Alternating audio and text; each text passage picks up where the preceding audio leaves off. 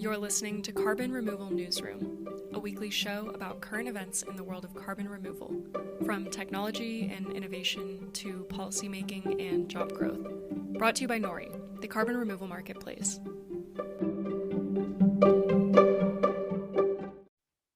Hello, everybody, and welcome to the Thursday, September 9th edition of Carbon Removal Newsroom. I can't believe the summer is over and we are through Labor Day and we're back to normal, kind of. At least my kids are back in school, which helps. I am joined here today, as always, by Holly Jean Buck, Assistant Professor of Environment and Sustainability at the University of Buffalo. Hello, Holly. How are you? I'm very well. How are you? It's good to have the kids back in school, like I said. Back to a little routine. And Chris Barnard, Policy Director from the American Conservation Coalition, kindly joining us all the way from across the pond in the UK. Hey, Chris, how you doing?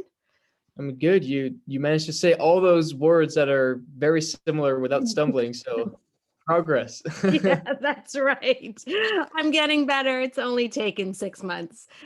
And I am Radhika Mugafkar, Head of Supply and Methodology at Nori. So today we're going to do a bit of a dive into biochar because there are a lot of proponents for this type of carbon dioxide removal, but it might have been having a hard time finding its footing, though I've had some loyal listeners who've asked me to talk about it. So we're finally bringing it onto the show. Also, we'll look kind of at what impact states can have on CDR adoption. Specifically, there's a bill in California, and then also after Ida hit the state of Louisiana, some of the CDR restoration efforts. How did they hold up in face of a gigantic storm? And finally, a little piece from Politico about geoengineering, which I know is one of Holly's topics of passion. So I saw it and I wanted to make sure we got a chance to talk about it. To start off, let's talk a little bit about biochar. So Holly, can you give our listeners maybe a little introduction to biochar and how it compares to other maybe CDR methods? Sure. So with biochar, you heat biomass residues. That could be wood chips, it could be manure, compost, rice straw, whatever, in an oxygen-starved environment over a period of time in a biochar pyrolysis unit. And what you get out of that is a stable form of charcoal, which could then be put into soils, and it has benefits for the soils. You know, it can build organic carbon in the soil by up to 20% in one study, can reduce nitrous oxide emissions from soil. So it has these co-benefits with agriculture, which is kind of one thing that makes it special in the CDR landscape. And so how does it compare to other techniques? I mean, what metric do we want to compare it on? I think that, you know, it has, if you want to compare it on like tons of carbon stored, there's an IPCC special report on climate change and land that said that it could mitigate between 300 million to 660 million tons of carbon dioxide per year by 2050, which is, you know, if we achieved that, that would be pretty great. It's not nothing. It's like more than the state of California's emissions, for example.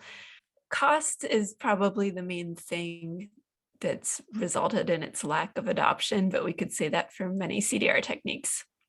Yeah, I mean, the other thing that I've heard about biochar related is that the cost is high, and then for a farmer, the yields aren't so great that it makes up the cost differential for applying biochar. So, right, so you have what is a great carbon dioxide removal tool, but maybe yet hasn't found its economic legs, if you will, a way to make it usable in a way that is practical for farmers at least.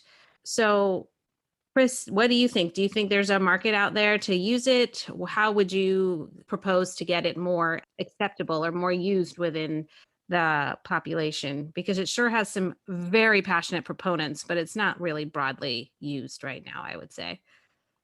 Yeah, I mean, one of the things that I was reading while kind of researching into biochar is obviously it's somewhat of a complex idea. It's existed for thousands of years, but a lot, like your average person doesn't really know what it is. And there's probably still a lot of farmers that don't really know exactly how to leverage this solution to the best effect. Because I mean, some of the studies show that you can actually increase your crop yield between 10 and 42% by using biochar. And so you'd assume that there's a pretty significant economic upside there as a result.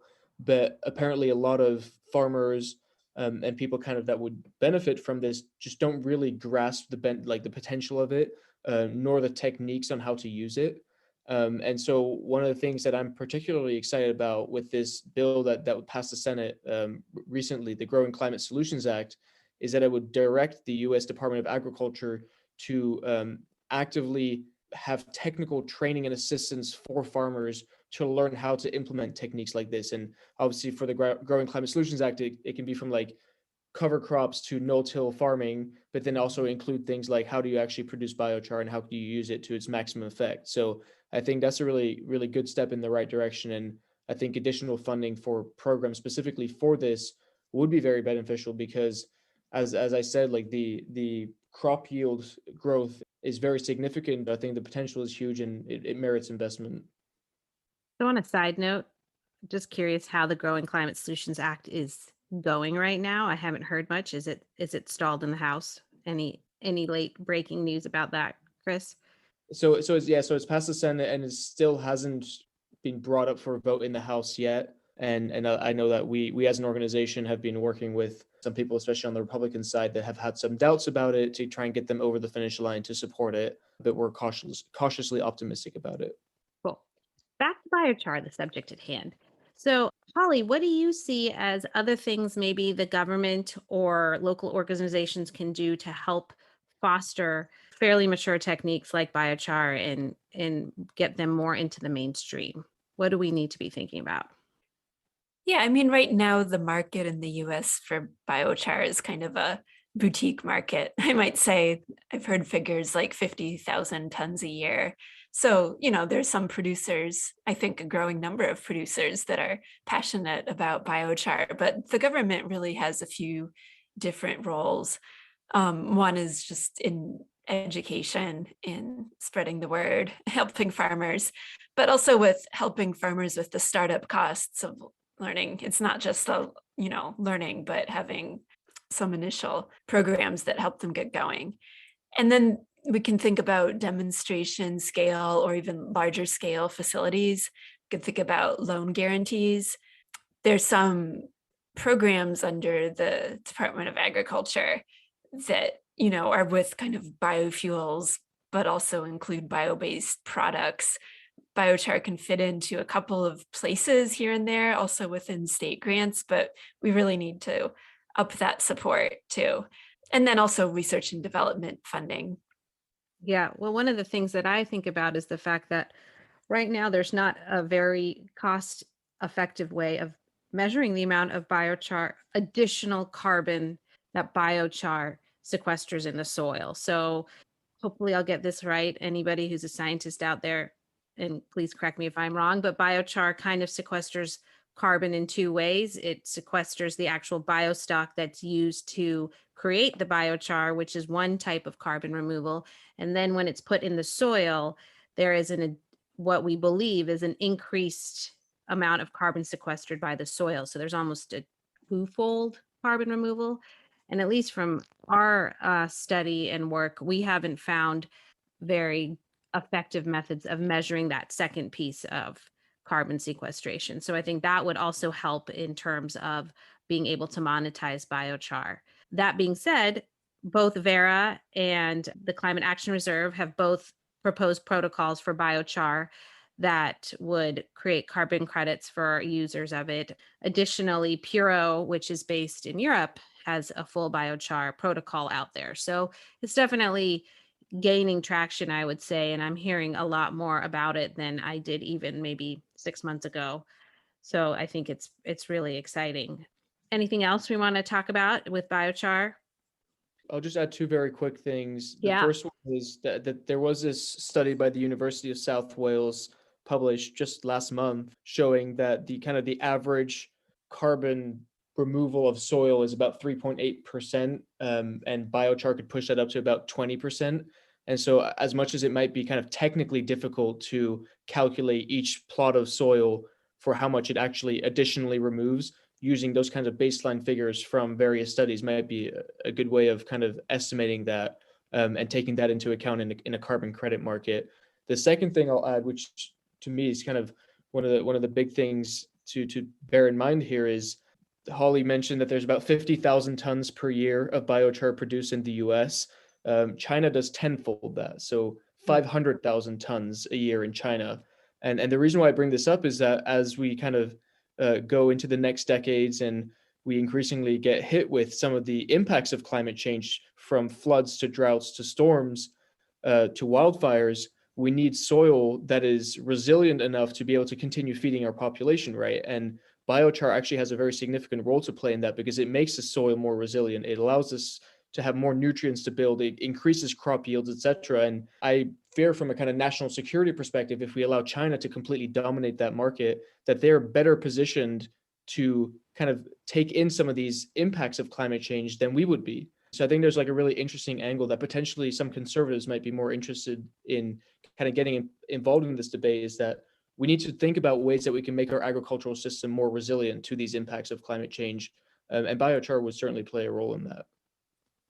Yes, Chris. And, that's funny because your comments kind of lead us to both of our next topics, but let's move on to the carbon removal, because the reason why it segues nicely is that the policy agenda of states in the US versus our federal response. So maybe the answer in a country like the US isn't that we're going to be like China and have a federal or national response, but more of a state-led response, because we are a states' rights type of country. So, Chris, maybe you can briefly describe what is going on in California right now.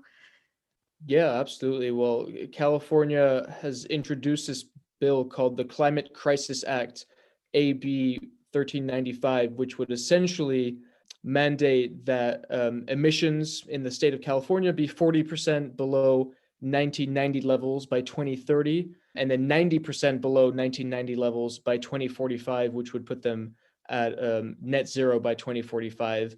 And the interesting thing here is that it would effectively mandate the state to kind of be committed to that goal and to implement policies that would help reach that goal. And can you tell us what the state of the bill is right now? What's going on in the California legislature with it?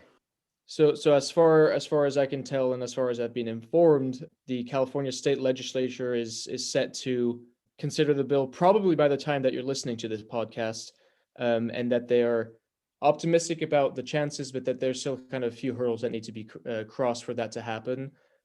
So it is interesting that, a state like California, considered one of the more progressive states in the union, is not kind of like actively jumping after this bill and like ready to put this into law, that there still are kind of some people holding out, and then obviously presumably on the Democratic side as well. But so, I mean, it's a swing vote probably right now as to whether it'll pass or not. Yeah, Holly, I mean, as always, I'm very curious about this, because you'd think if in any state this could get passed, it'd be California, after their season of wildfires ongoing, fact that they generally lead the country on environmental regulation, look at like the EPA and emissions from cars. So why is this even coming down to the wire? What's going on, do you think?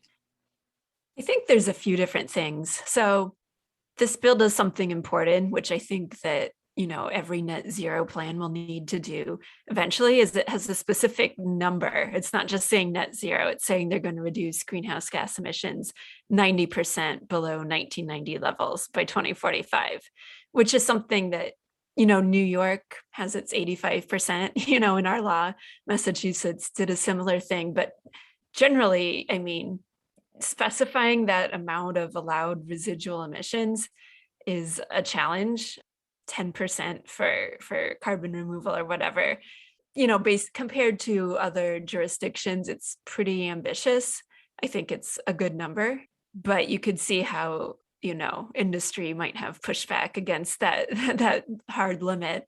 On the other hand, I think that people worried about climate justice would be concerned about support for engineered removal for carbon capture and storage. And there's stuff in this bill that tries to mitigate those concerns. It says that they're going to prohibit the counting of carbon dioxide used in enhanced oil recovery from counting towards these goals, which I think is a really important progressive step, but it still might not be enough. So how would you like to then discuss engineered removal in terms of like a DAC type engineered solution versus the CCS solution? I mean, do you think there is argument even on the progressive side that DAC, that type of direct air capture, has environmental justice issues, or is it just tied to the CCS conversation? I mean, I think people are concerned about that because that's what they've heard. They've heard that it's a false solution. They've heard it's a way for polluters to keep on polluting. They haven't seen analysis about what would be the, air pollution impacts, if any, from a DAC plant. That's not like information that's circulating, right? Nor like the impacts from the chemicals used in DAC or whatever. I don't have a sheet I can hand people that has data on that, which is a big problem, I think, for advocates of CDR, that we need to do those studies, prepare those analyses, share them in ways that are accessible, because otherwise this narrative that it's a false solution can just continue to circulate. Yeah, and for our listeners out there, I think it was Climeworks, right, who just announced a huge DAC, for DAC, a big DAC facility, 4,000 tons a year or something, at a cost of between $600 and $900 a ton. So the technology is there, and maybe that facility will provide some of the answers that progressives are looking for in terms of the other impacts from direct air capture that they've sort of lumped together with the CCS conversation. Who knows? But it's so early, it might be hard to have some of that information even available because it's not yet there. It's not yet been studied. Chris, I'm curious if there are other things that you think states should be thinking about when they're scaling carbon dioxide removal. Yeah, I'll add one kind of quick anecdote first, and I'll dive into that because it reminds me of a story that Quill, who has been on this podcast before, he's the vice president of my organization, and he's from Seattle, Washington, and kind of the way that he got involved in environmental politics is that he campaigned for a carbon tax bill at the local level in Washington a few years ago while he was in college.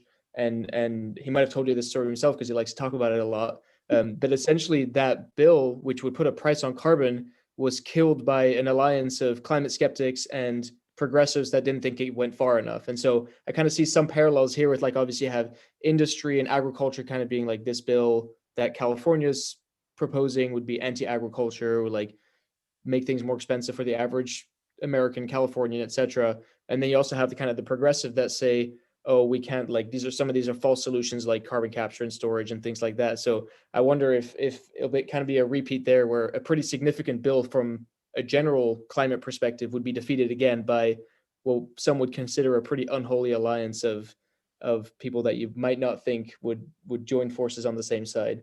But I digress. One thing that kind of stuck out to me as I was reading actually the report from the Senate committee that the Senate Rules Committee in California that was working on this bill, is there was a quote in there which said that it is unlikely that CCS could be scaled up at the pace needed due to the current regulatory framework for screening and authorizing projects. And that's something that I've kind of talked about before. There's a really good Forbes article actually about the 5 laws that currently are a huge impediment to carbon capture projects in Texas. And it's true that, I mean, you really can't build these projects. You can only build these projects as fast as you can get the permission to do that from the government.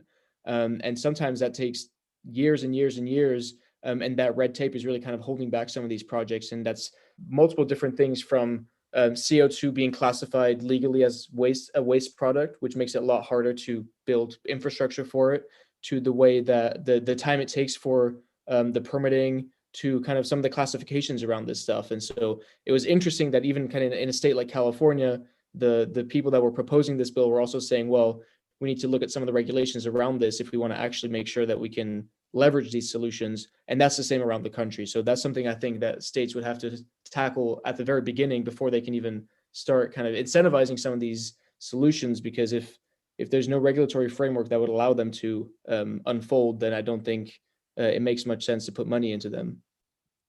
Yeah, which actually leads me to my other point of conversation, if you will, in this topic, is that in Ida hit, the Louisiana coast, as we all know. It was the first opportunity for some of the restoration efforts that the state and federal government have put forth in around the New Orleans coast to really see if these sort of nature-based solutions, which both have restoration benefits and carbon dioxide removal benefits, because they have more plants, better mangroves, things like that, that lead to carbon dioxide being removed from the atmosphere. But so it was the first time they got to see whether these efforts worked. They, at face value, seemed to. But what struck me there was it seemed strange that it was a state-led effort, because coastlines of that sort are needed across all of the Gulf. And so does it make sense for the state governments to be leading this effort, or really do we need more of a federal policy, more like maybe what China's doing? So how do you create a cohesive strategy at a state level for this kind of massive effort? Either of you, any answers? So I would say that it definitely is important to have kind of a federal strategy to kind of make sure that it's going in the right direction. But there are two reasons why I think that also devolving a certain amount of funding, but then also authority over these things to states is quite important. The first one is obviously this idea that states tend to know better the specific issues facing their specific state, and allowing funding and authority to be devolved to local authorities. That funding can still come from the federal government, but it should be distributed to people on the ground that can kind of, the conservation groups already working on this or whatever, that know those issues best and can work on them most effectively. I think that's just kind of a general argument for local action being superior in terms of effectiveness and local knowledge. The second thing is, I do think there's also a value in kind of some experimentation, because like what works in Louisiana might be a little bit different from what works in Texas or somewhere else, and different states being able to like fine tune different solutions in their own different ways might allow the experimentation necessary for the best solutions to ultimately rise to the top. And so that's kind of this federalist concept of kind of states as laboratories of democracy, and I think they could also be laboratories of natural solutions.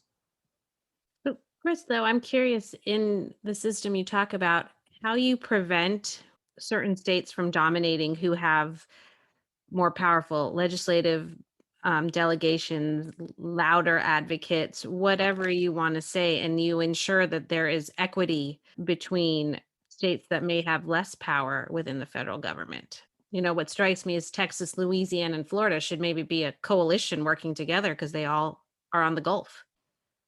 Yeah, no, that's an entirely fair point. I think probably the most effective thing to do would be for the federal government to go to each one of these states that would be impacted and ask them to submit an assessment of what they think the challenges are, how much money they think they would need to fix it, and then have that assessment be evaluated by experts, and then kind of distribute funds accordingly to that.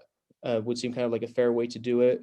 Because I mean, obviously there always is a problem that bigger states with more legislators will get more money, especially with earmarks and all that kind of stuff. But I think trying to keep it as scientific and kind of methodical as possible, like this is what we need, this is what we're going to do with the money, and then kind of submitting that as a proposal would probably be an effective way of going about it.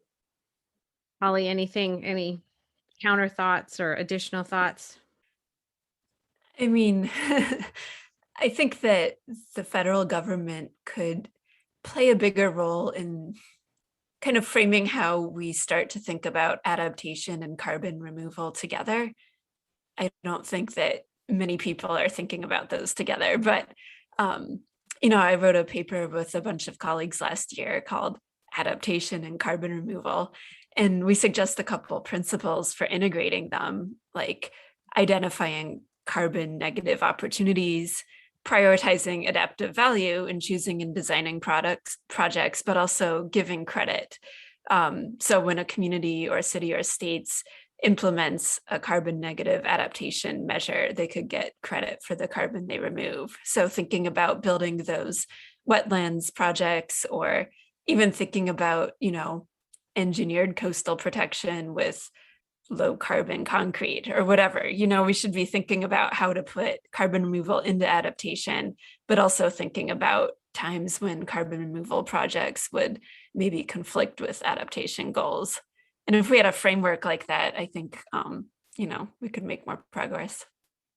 Sounds like a very good project for you, Holly. Maybe you can bring the federal government around to it.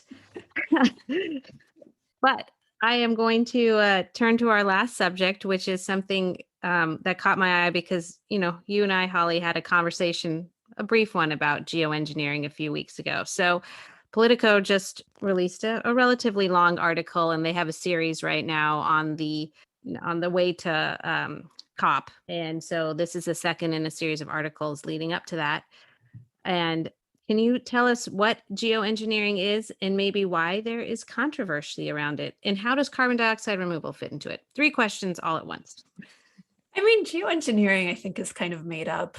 So it's a term that signifies interventions into the climate that are both intentional and planetary scale.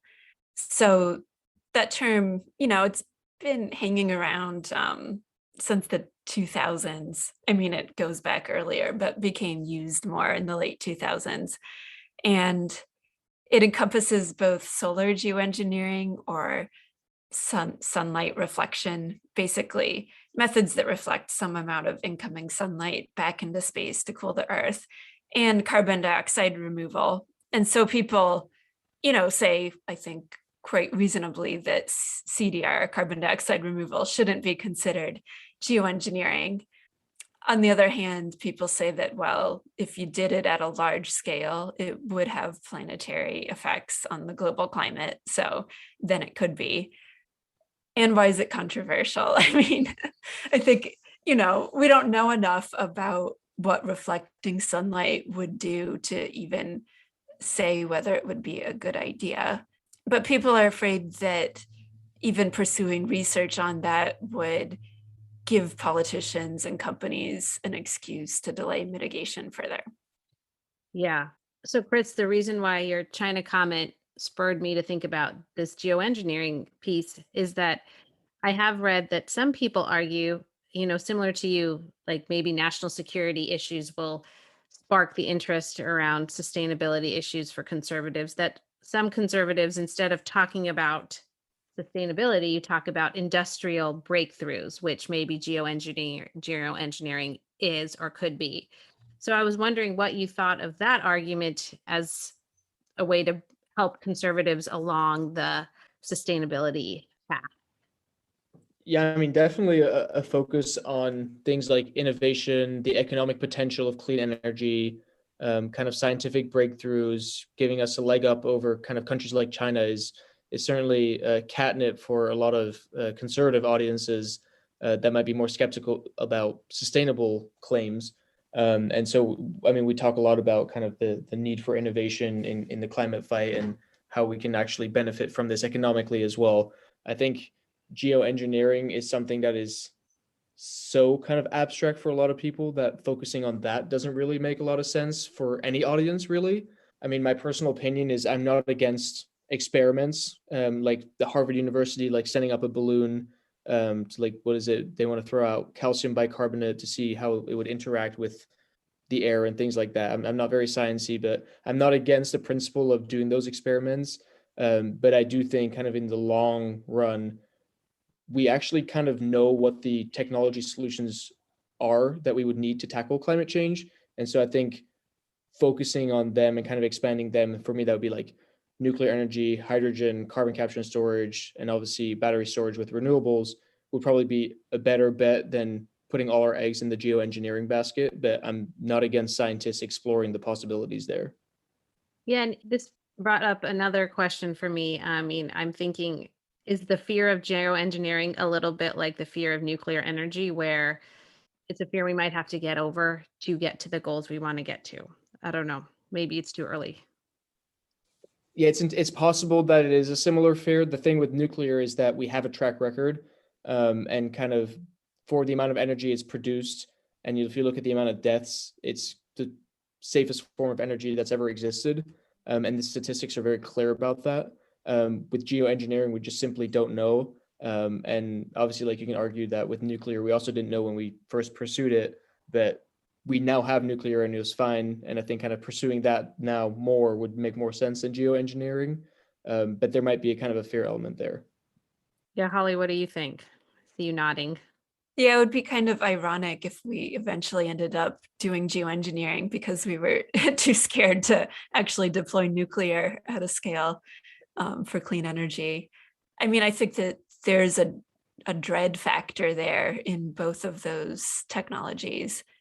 Will we have to get over it? I mean, hopefully we won't need to employ it, but I want to say that, the argument for solar geoengineering is to buy time to scale up clean energy and carbon removal. So if we fail at decarbonization rapidly and building up CDR rapidly, then it seems more likely that, in a few decades, people would be pressured to do some sort of solar geoengineering. Yeah, I mean, in some ways feels akin to me to some of the nature-based solutions we talked about. It's not the final solution. It's like a bridge till we get to the final solution and the final emission reductions and things that are all necessary to get to where we want to get. Well, with that, thanks for the conversation. I want to end with just a little story that I saw from our friends at Carbon 180. They highlighted a team at Climate Science, which is an online charity where kids and adults can go online and learn about the science of carbon removal, which I just thought was awesome. I've looked at the site and I think I'll have my kids do it. But anyway, it's free. It's a great way to learn more about carbon removal, excuse me. And, I applaud everybody for all the different ways that they're trying to make the science more accessible to the general public. With that, thanks everybody for listening. Thank you guys for participating, Holly and Chris, especially Chris from all the way across in the UK. I really appreciate it. And everybody have a great weekend. Talk to you later.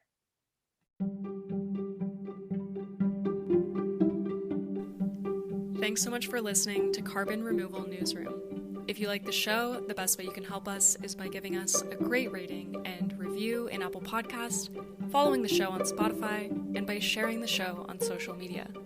Tell your friends and help us spread the word about what's happening in the world of carbon removal.